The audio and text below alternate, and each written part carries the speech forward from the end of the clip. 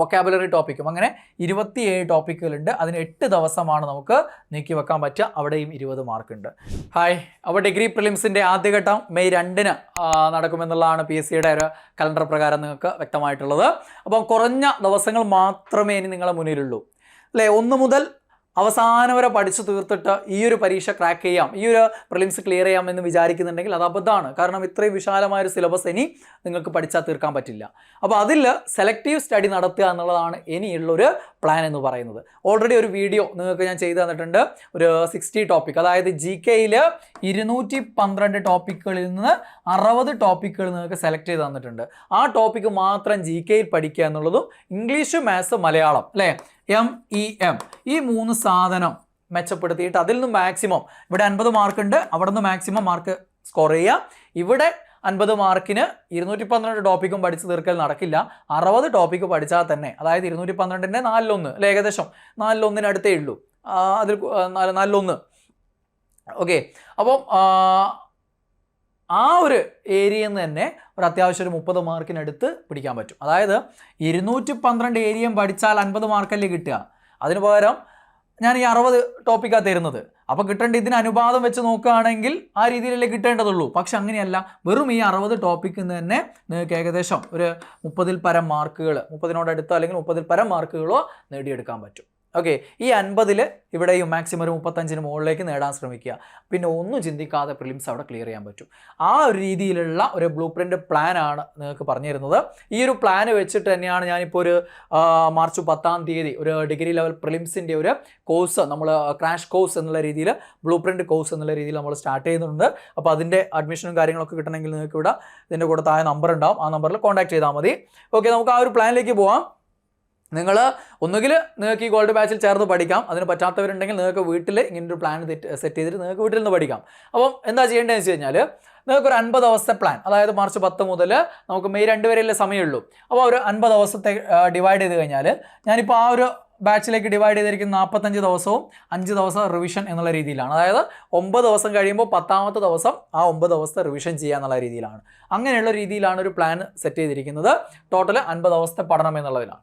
അതിൽ നമുക്ക് ഓരോന്നിനും ഡിവൈഡ് ചെയ്ത് വെക്കേണ്ട ടൈം ഉണ്ട്. അല്ലാതെ നിങ്ങളിപ്പോൾ ഇടിക്കുന്നു GK തന്നെ GK അല്ലെങ്കിൽ ഇംഗ്ലീഷ് അല്ലെങ്കിൽ മാത്സ് ഇങ്ങനെ ദിവസവും ഇത് തന്നെ പഠിച്ചിട്ട് കാര്യമില്ല. ആ ഒരു ദിവസം ഒന്ന് ഡിവൈഡ് ചെയ്തിട്ട് ഓരോ ദിവസം എത്രത്തോളം പഠിക്കേണ്ടി വരും എന്നുള്ള കൃത്യമായ ഒരു ടൈം ടേബിൾ സെറ്റ് ചെയ്തിട്ട് വേണം പഠിക്കാൻ. ടൈം ടേബിൾ എന്ന് പറഞ്ഞാൽ പണ്ടത്തേനോട്ട് സാറേ എനിക്കൊരു ടൈം ടേബിൾ ഉണ്ടാക്കി തരുമെന്ന് ചോദിച്ചിട്ട് കാര്യമില്ല. അങ്ങനെ ടൈം ടേബിളും ഇല്ല, അങ്ങനെ ടൈം ടേബിൾ ഉണ്ടാക്കേണ്ട ആവശ്യവും ഇല്ലെന്ന്. കാരണം എന്താ, പണ്ടത്തെ രീതിയിലല്ല ഇപ്പം അരമണിക്കൂർ അത്, അരമണിക്കൂർ ഇത്, അരമണിക്കൂർ കണക്ക്, അരമണിക്കൂർ ഇംഗ്ലീഷ്, അങ്ങനെയല്ല ഇത്തിരി പഠിച്ചുകൊണ്ട് കാര്യമില്ല.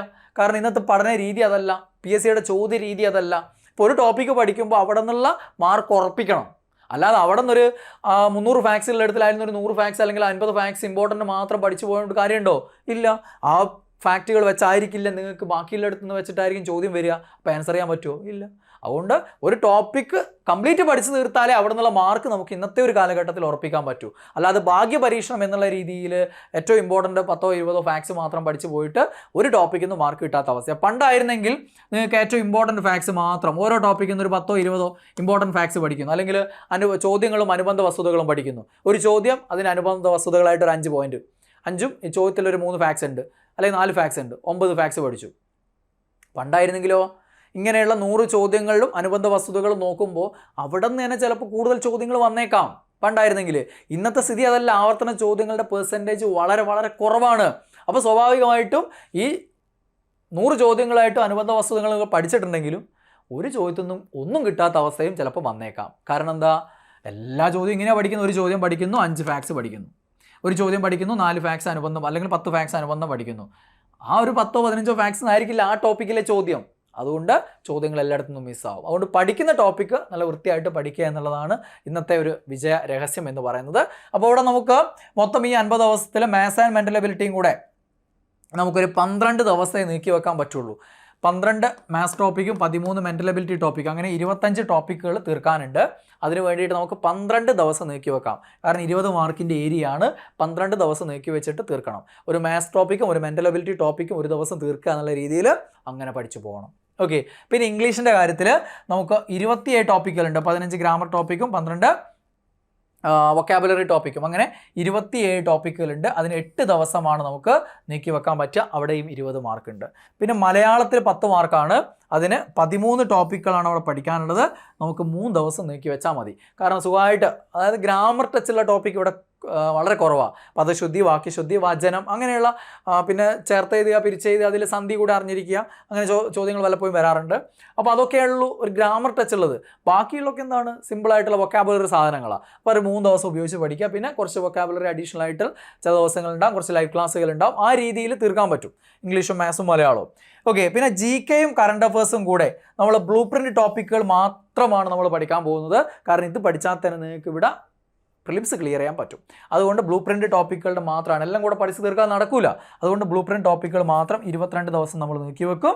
അവിടെ 25-30 മാർക്ക് നമ്മൾ അവിടെ നിന്ന് സ്കോർ ചെയ്യാനും പറ്റും. അത്രയും ടോപ്പിക്കുകൾ മാത്രം പഠിച്ചാൽ.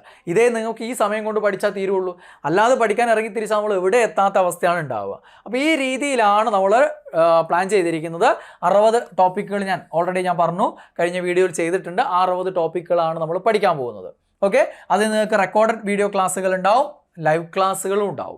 റെക്കോർഡ് ക്ലാസ്സിലൂടെ നമ്മൾ ഈ പറഞ്ഞ സിലബസ് കംപ്ലീറ്റ് ചെയ്യും. പ്ലസ് ലൈവ് ക്ലാസ്സിലൂടെ അതിൻ്റെ കൂടെ നിങ്ങൾക്ക് ചില പ്രത്യേക ടോപ്പിക്കുകൾ ലൈവ് ഉണ്ടാവും, ചില ഡൗട്ട് ക്ലിയറിംഗ് സെഷനുകൾ ലൈവ് ഉണ്ടാവും, ചില PYQ ഡിസ്കഷൻ ലൈവ് ഉണ്ടാവും, പിന്നെ ഇടയ്ക്ക് മോട്ടിവേഷനും റിവ്യൂ ഒക്കെ ആയിട്ട് അത്തരം സെഷനുകളും ഉണ്ടാവും. അപ്പോൾ അങ്ങനെയുള്ള ലൈവ് ക്ലാസ്സുകളും ഉണ്ടാവും. ഓക്കെ, അല്ലാതെ ലൈവ് ക്ലാസ്സിലൂടെ വെറുതെ സമയം മെനക്കെടുന്ന രീതിയിലുള്ള ലൈവ് ക്ലാസ്സുകളല്ല ഉണ്ടാവുക. നിങ്ങൾക്കൊരു ടോപ്പിക് ഉണ്ടെങ്കിൽ ആ ടോപ്പിക്ക് കൃത്യമായിട്ട് ഒരു നിശ്ചിത റെക്കോർഡ് ക്ലാസ്സിലൂടെ തീർത്തിട്ട് അതിൻ്റെ PDF നോട്ട്സും നിങ്ങൾക്ക് അവൈലബിൾ ആയിരിക്കും. അപ്പോൾ അത് ഉപയോഗിച്ച് നമ്മൾ ഓരോ ടോപ്പിക്കുകളും പഠിക്കും. അങ്ങനെയുള്ള ഏതെങ്കിലും ചില ടഫ് ടോപ്പിക്കുകൾ ഡൗട്ട് ഉണ്ടെങ്കിൽ ഡൗട്ട് ക്ലിയറിംഗ് സെഷനുകളായിട്ട് ലൈവ് ക്ലാസ്സുകൾ ഉണ്ടാവും. അങ്ങനെയുള്ള പിന്നെ ഇംഗ്ലീഷ്, മാത്സ്, മലയാളം 2-3 ടോപ്പിക്കിനൊക്കെ കൂടെ ചേർത്തുകൊണ്ട് ഡൗട്ട് ക്ലിയറിംഗ് സെഷനുകൾ. അപ്പോൾ അങ്ങനെയുള്ളതൊക്കെയാണ് ലൈവ് ക്ലാസ്സുകൾ ഉണ്ടാവുക. ബാക്കി നിങ്ങൾക്ക് എപ്പോൾ വേണമെങ്കിൽ കാണാൻ പറ്റുന്ന, അനുയോജ്യമായ സമയത്ത് കാണാൻ പറ്റുന്ന രീതിയിൽ എന്തുണ്ടാവും, റെക്കോർഡ് വീഡിയോ ക്ലാസ്സുകൾ, പുതിയ റെക്കോർഡ് വീഡിയോ ക്ലാസ്സുകളും ഉണ്ടാവും. അപ്പോൾ നിങ്ങൾക്ക് നിങ്ങളുടെ സൗകര്യം അനുസരിച്ച് കാണാം. കാരണം ചിലർക്ക് രാവിലെ മുതൽ വൈകുന്നേരം വരെ ആയിരിക്കും സമയം ഉണ്ടാവുക, ഇതിനിടയിലായിരിക്കും എപ്പോഴെങ്കിലും സമയം കണ്ടെത്തുന്നുണ്ടാവുക. ചിലർ വൈകുന്നേരം മുതൽ രാത്രി വരെയുള്ള സമയത്തിൽ എപ്പോഴെങ്കിലും ആയിരിക്കും ടൈം കണ്ടെത്തുന്നുണ്ടാവുക. ചിലർ എല്ലാവരും ഉറങ്ങിയിട്ട് രാത്രി ഉറക്കൊഴിഞ്ഞ് പഠിക്കുന്നവർ, ഇങ്ങനെ പല ടൈപ്പ് ആളുകളുണ്ട്. അപ്പോൾ നിങ്ങൾക്കെല്ലാം അനുയോജ്യമായി തീരുക റെക്കോർഡ് ക്ലാസ്സുകളാണ്. കാരണം ലൈവ് ക്ലാസ് ഇപ്പോൾ 7 മുതൽ 9 വരെ ലൈവ് ക്ലാസ് വെച്ച് കഴിഞ്ഞാൽ ആ ടൈമിൽ വരാൻ പോലും പറ്റാത്തവരായിരിക്കും ഒരു ബാച്ചിൽ പകുതി ഉണ്ടാവുക. അപ്പോൾ അങ്ങനെയുള്ളത് കൊണ്ട് തന്നെ ഓരോന്നിനും കൃത്യമായ അനുപാതം കാത്തു സൂക്ഷിച്ചുകൊണ്ട് മുന്നോട്ട് പോയാലേ നമുക്ക് നേടാൻ പറ്റുള്ളൂ. അല്ലെങ്കിൽ നമുക്ക് ഈ പറഞ്ഞ രീതിയിൽ ഇവിടെ എത്തില്ല എന്നുള്ളതാണ്. ഓക്കെ, അപ്പോൾ അതോടൊപ്പം നിങ്ങൾക്ക് ഈ 45 ദിവസമായിട്ട് 45 ഡേ, ഓരോ ദിവസവും പഠിക്കാനുള്ള ദിവസം ഉണ്ടല്ലോ, അന്നൊക്കെ ഓരോ ടോപ്പിക്കായിട്ട് ബന്ധപ്പെട്ടുള്ള അതാത് പഠിക്കുന്ന ദിവസം പഠിക്കുന്ന ദിവസമായിട്ട് ബന്ധപ്പെട്ടുള്ള എക്സാമുകൾ ഉണ്ടാവും. പിന്നെ 9 ദിവസം കഴിഞ്ഞാൽ 10ാമത്തെ ദിവസം റിവിഷനാന്ന് പറഞ്ഞില്ലേ, അന്ന് ആ 9 ദിവസം പഠിച്ചതിനെ ബേസ് ചെയ്തുകൊണ്ടുള്ള ആ ഒരു സ്റ്റഡി സർക്കിളിനെ ബേസ് ചെയ്തുകൊണ്ടുള്ള എക്സാം ഉണ്ടാവും. അതാണ് സ്റ്റഡി സർക്കിൾ റിവിഷൻ എക്സാം എന്ന് പറയുന്നത്. പിന്നെ മെഗാ റിവിഷൻ എക്സാം, മൊത്തം എല്ലാം കൂടെ ചേർത്തിട്ട് റിവിഷൻ എക്സാം, നമ്മൾ പഠിച്ചു തീർന്നിട്ട് എല്ലാം കൂടെ ചേർത്തിട്ടുള്ള റിവിഷൻ എക്സാമുകൾ ഉണ്ടാവും. പിന്നെ യഥാർത്ഥ രീതിയിലുള്ള 100 മാർക്കിൻ്റെ മോഡൽ എക്സാമുകളും ലൈവ് എക്സാമുകളും സെറ്റ് എക്സാമുകളും എന്നൊക്കെ പറഞ്ഞ് ഇഷ്ടംപോലെ എക്സാമുകൾ എൻട്രിയിൽ ഇതിൻ്റെ കൂടെ തന്നെ, ഈ ബാച്ചിൻ്റെ കൂടെ തന്നെ നിങ്ങൾക്ക് ഉണ്ടാവും. അപ്പോൾ ആ രീതിയിലാണ് ആ ഒരു ക്രാഷ് ബാച്ച് ഡിഗ്രി പ്രിലിംസിൻ്റെ നടക്കാൻ പോകുന്നത്. അപ്പോൾ അത് അഡ്മിഷൻ താല്പര്യമുള്ളവർക്ക് ഇവിടെ കോൺടാക്റ്റ് ചെയ്യാം.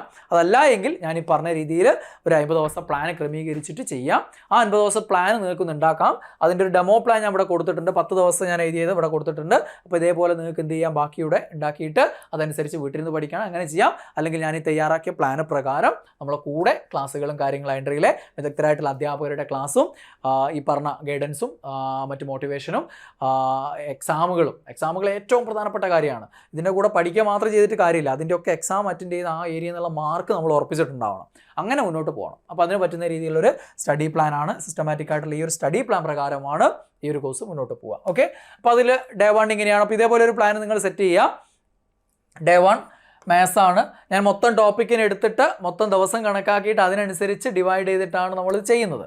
സംഖ്യകളും അടിസ്ഥാന ക്രിയകളും എന്നുള്ള മാത്സിലെ ഫസ്റ്റ് ടോപ്പിക്ക്, പിന്നെ മാത്സിലെ രണ്ടാമത്തെ മെൻ്റൽ എബിലിറ്റി ടോപ്പിക്കായിട്ടുള്ള ഗണിത ചിഹ്നങ്ങൾ ഉപയോഗിച്ചുള്ള ക്രിയകൾ, രണ്ടും ഏകദേശം സമാനമായതുകൊണ്ടാണ് ഇത് രണ്ടും കൊടുത്തിരിക്കുന്നത്. ഓക്കെ, അപ്പോൾ ഇത് രണ്ടും കൂടിയാണ് ഫസ്റ്റ് ഡേ പഠിക്കേണ്ടത്. അതിൻ്റെ എക്സാം ഉണ്ടാവും. പിന്നെ ഡേ 2 എക്കണോമിക്സിലെ നീതി ആയോഗും 5 ഇയർ പ്ലാൻസും, കുറച്ചധികം പഠിക്കാനുള്ളതുകൊണ്ട് തന്നെ 2 ടോപ്പിക്കാണ് ഉണ്ടാവുള്ളൂ. നീതി ആയോഗും 5 ഇയർ പ്ലാൻസും അത് കംപ്ലീറ്റ് പഠിച്ചിട്ട് ഇതിനെ ബേസ് ചെയ്തിട്ടുള്ള എക്സാം ഉണ്ടാവും എക്കണോമിക്സ് നിന്ന്. പിന്നെ ഡേ 3 ഇംഗ്ലീഷാണ്. അവിടെ ടെൻസസ് ഇൻ കണ്ടീഷണൽ സെൻറ്റൻസസ് എന്നുള്ള ടോപ്പിക്കും പിന്നെ കുറച്ച് എന്തുണ്ടാവും, വൊക്കാബുലറി ഏരിയ ഉണ്ടാവും. വൊക്കാബുലറി ഏരിയ നമ്മളിങ്ങനെ ഓരോ ദിവസങ്ങളിലായിട്ട് കുറച്ച് വീതം തന്നിട്ടാണ് തീർക്കുക. ഓക്കെ, അപ്പോൾ ആ രീതിയിൽ വൊക്കാബുലറി ഉണ്ടാവും. പിന്നെ ഡേ 4 ഇതാണ് ഭരണഘടനയാണ്. അതിൽ ഫണ്ടമെൻ്റൽ റൈറ്റ്സും ഫണ്ടമെൻ്റൽ ഡ്യൂട്ടീസും പിന്നെ directive principles of state policy, മാർഗ്ഗനിർദ്ദേശക തത്വങ്ങൾ, ഇത്രയും സാധനങ്ങളാണ്. ഇത് മൂന്നും നന്നായിട്ട് പഠിക്കേണ്ടതാണ്, മൂന്നും കമ്പയർ ചെയ്ത് പഠിക്കേണ്ടതാണ്. ഇതിലേതെങ്കിലും ഉറപ്പായിട്ടും പരീക്ഷയിൽ ഉണ്ടാവുകയും ചെയ്യും. ചിലപ്പോൾ ഒന്നിൽ കൂടുതൽ തന്നെ വരാം. ഇതിൽ 2 ഏരിയയിൽ നിന്ന് ചോദ്യങ്ങൾ വരാം, ചിലപ്പോൾ 3 ഏരിയയിൽ നിന്ന് ചോദ്യങ്ങൾ വന്ന സന്ദർഭങ്ങൾ ഉണ്ടായിട്ടുണ്ട്.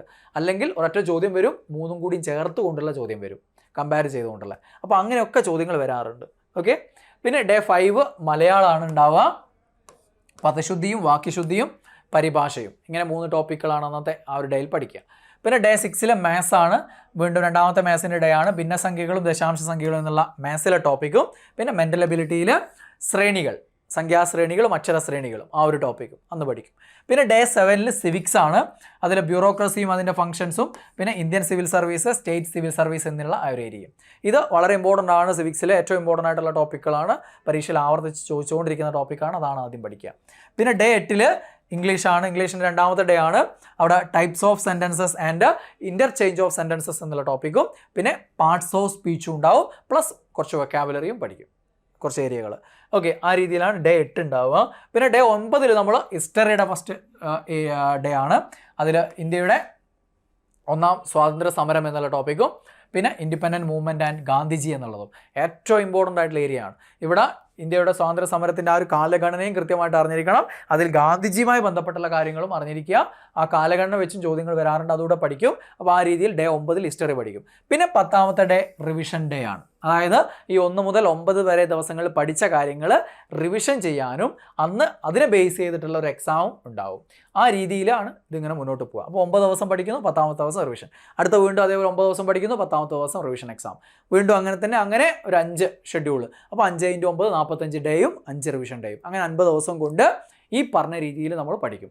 സിലബസ് കംപ്ലീറ്റ് പഠിക്കൽ ഇനി നടക്കില്ല. ഈ രീതിയിലുള്ള സെലക്റ്റീവ് സ്റ്റഡിയിലൂടെ മാത്രമേ നിങ്ങൾക്ക് ഈ ഒരു കുറഞ്ഞ സമയം കൊണ്ട് ഇത് ക്രാക്ക് ചെയ്യാൻ പറ്റുള്ളൂ എന്നുള്ളതാണ്. അതുകൊണ്ട് പഠിക്കാൻ ഇറങ്ങുന്നവർ ഇങ്ങനെയൊരു പ്ലാൻ സെറ്റ് ചെയ്തിട്ട് ഡിവൈഡ് ചെയ്തിട്ട് എഴുതി ഉണ്ടാക്കിയിട്ട് അതനുസരിച്ച് പഠിക്കുക. ഇനി അതല്ല, ഇവിടെ എൻട്രിയുടെ കൂടെ ഗോൾഡ് ബാച്ചിൽ ചേർന്ന് പഠിക്കാനാണെങ്കിൽ അങ്ങനെ നിങ്ങൾ വന്നാൽ നിങ്ങൾക്ക് മുന്നിൽ അവിടെ വെച്ച് തരും, നിങ്ങളത് പഠിച്ചാൽ മാത്രം മതി. എക്സാം അറ്റൻഡ് ചെയ്യാനുള്ള ഏറ്റവും പ്രധാന സൗകര്യം കൂടെ ഉണ്ടാവും, അത് വളരെ പ്രധാനപ്പെട്ടതാണ്. പഠിക്കുക, റിവിഷൻ ചെയ്യുക, മാക്സിമം എക്സാമുകൾ ചെയ്തുകൊണ്ടേയിരിക്കുക, അത് വളരെ പ്രധാന ഘടകമാണ്. പഠിച്ചതും റിവിഷൻ ചെയ്തതും അത് നിങ്ങളുടെ ഉള്ളിലുണ്ടോ എന്ന് ചെക്ക് ചെയ്തുകൊണ്ടിരിക്കേണ്ടതും, നിങ്ങൾ അവിടെ നിന്ന് എങ്ങനെയൊക്കെ ചോദ്യങ്ങൾ വരാം അത്തരം ചോദ്യങ്ങളൊക്കെ അറ്റൻഡ് ചെയ്ത് ശീലിക്കേണ്ടതും നിർണായക ഘടകമാണ്. അതുകൊണ്ട് എക്സാമുകൾ എഴുതാനുള്ള ഒരവസരവും നഷ്ടപ്പെടുത്തരുത് എന്നാണ് നിങ്ങളോട് പറയാനുള്ളത്. അപ്പോൾ ഈ ഒരു പ്ലാൻ ഉപയോഗിച്ചുകൊണ്ട് പഠിച്ചു കഴിഞ്ഞാൽ ഉറപ്പായും നിങ്ങളെല്ലാം പ്രിലിംസ് കഴിഞ്ഞിട്ട് ഈ ഒരു വീഡിയോയുടെ താഴെയോ അല്ലെങ്കിൽ അപ്പോൾ ചെയ്യുന്ന വീഡിയോയുടെ താഴെയോ നിങ്ങളൊക്കെ പറയും, സാർ അന്ന് പറഞ്ഞു തന്നുകൊണ്ട് അത് പ്രിലിംസ് ക്ലിയർ ചെയ്യാൻ പറ്റിയിട്ടുണ്ട്, ഇനി എങ്ങനെ പഠിക്കണം എന്നുള്ള ചോദ്യമായിട്ട് നിങ്ങൾ വരും എന്നുള്ളത് എൻ്റെ കോൺഫിഡൻസ് ആണ്. ഓക്കെ, അപ്പോൾ നമുക്ക് കാണാം. ബൈ.